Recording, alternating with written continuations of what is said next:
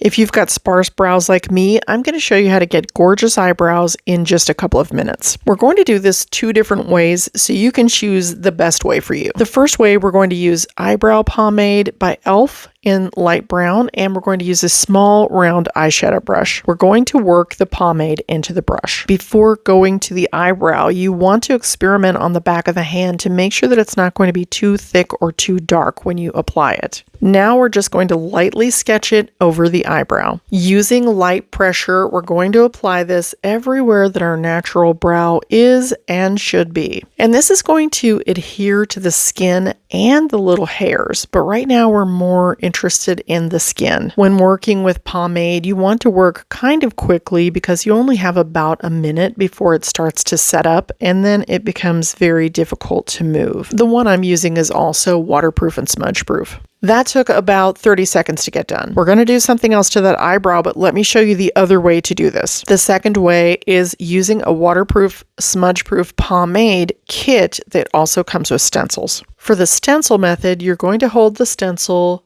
over your natural eyebrow and then hold it down to your face and use the little stamp that comes in the kit and just boom, boom, boom, tap it onto the skin lightly. When you remove the stencil, voila, you have an instant eyebrow.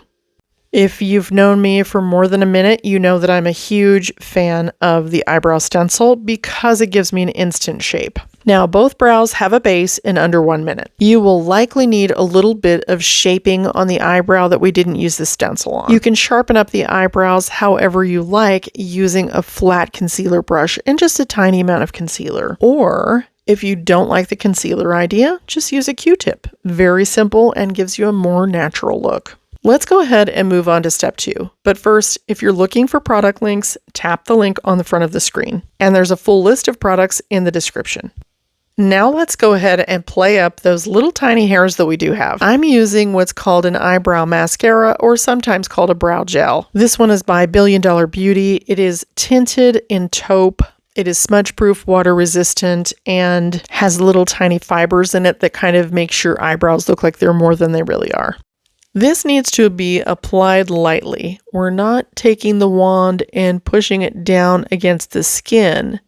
Otherwise, it's going to mess up our base. We're just making sure that it catches those little bitty individual brow hairs. With a brand new eyebrow gel, you're also going to have to be really careful to clean off everything on the wand before you go to your eyebrow with it, or you could get a giant blob.